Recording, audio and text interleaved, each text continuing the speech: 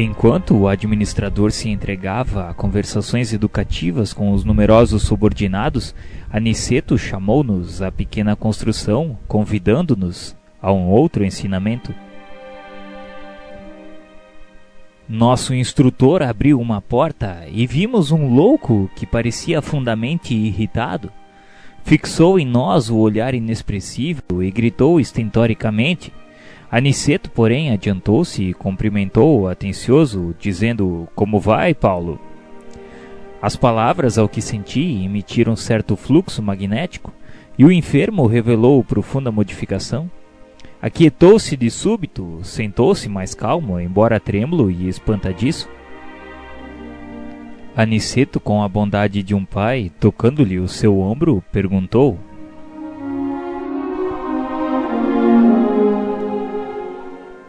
"Você tem sentido melhoras, Paulo?" Ao contato pessoal de Aniceto, o doente mostrou algum raciocínio e respondeu: "Vou melhorando, graças." "Vamos, meu irmão, termine a frase. Você consegue." Graças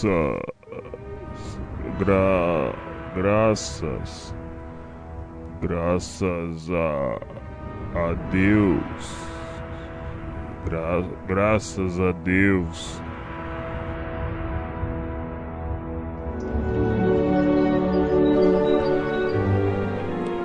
Vocês veem a diferença entre os que dormem e os que estão loucos e os que sofrem?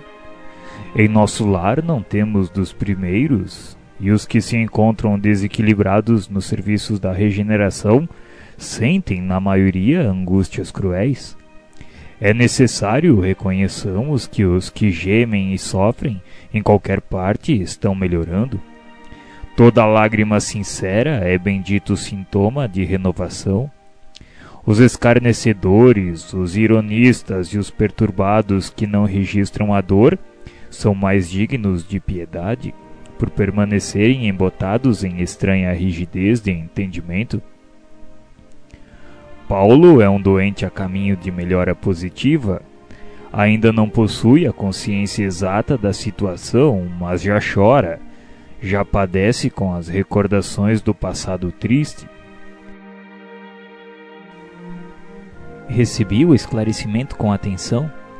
Lembrei-me de que, de fato, os doentes conduzidos pelos samaritanos a nosso lar, em serviço diário, eram grandes sofredores. Os que não acusavam padecimentos atrozes revelavam o estranho pavor das sombras.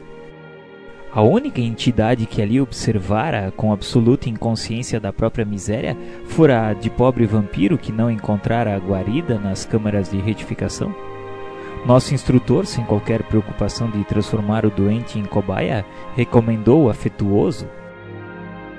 Pediu para que concentrássemos no Paulo a capacidade da nossa visão, e estimulado pela experiência anterior, fixei nele todo o meu potencial de observação. Aos poucos, caracterizou-se aos meus olhos a sua tela mental, parecendo formada de compacta sombra noturna. Com surpresa, divisei formas diversas que se movimentavam. Vários vultos de mulher ali surgiam, despertando-me enorme admiração. Entre eles, reparei o de Ismalha, como que doente, enfraquecida, ansiosa. Alguns homens passavam igualmente, mostrando desesperação, e notei nessas imagens o próprio Alfredo a evidenciar cansaço e extrema velhice prematura. Vozes misteriosas se faziam ouvir. Sobre Paulo choviam maldições e blasfêmias. As mulheres pareciam acusá-lo clamorosamente. Os homens davam ideia de perseguidores ferozes, ocultos no mundo interior daquele enfermo estranho. Observando, porém, que os vultos de Ismalha e Alfredo se movimentavam naquele painel escuro, não pude sofrear a curiosidade e interrompi o minucioso exame, voltando a conversar com o nosso orientador, perguntando como explicar aquele fenômeno. Eu estava assombrado. Mas antes, porém, que eu pudesse expressar maiormente o espanto que me dominava, Aniceto ajuntou, dizendo que já sabia. Admirava-se da presença de Ismalha e do seu marido nas reminiscências do enfermo. E ante a minha perplexidade, continuou: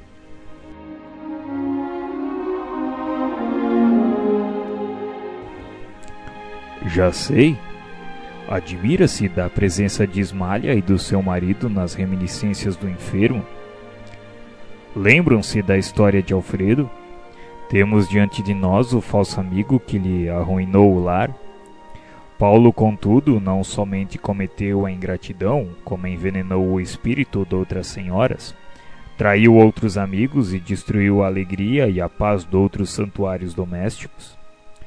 Observando Ismália aflita e Alfredo desesperado nas recordações dele, vemos as imagens criadas pelo próprio caluniador para seus próprios olhos. Nossos amigos deste posto evolutiram, transpuseram a fronteira da mágoa, escaparam aos monstros do ódio, vestem-se hoje de luz. No entanto, Paulo os vê como imagina, para escarmento de suas culpas. O criminoso nunca consegue fugir da verdadeira justiça universal, porque carrega o crime cometido em qualquer parte. Tanto nos círculos carnais como aqui, a paisagem real do espírito é a do campo interior. Viveremos de fato com as criações mais íntimas de nossa alma. Para melhor elucidação, recordemos a crucificação do Mestre Divino. Sabemos que Jesus penetrou na glória sublime logo após a suprema dor no Calvário. Entretanto, estamos ainda a vê-lo frequentemente pendurado na cruz, martirizado pelos nossos erros, flagelado pelos nossos açoites, porque a visão interior a isso nos compele. A condenação do Mestre foi um crime coletivo e esse crime estará conosco até ao dia em que nos vestirmos da divina luz da redenção.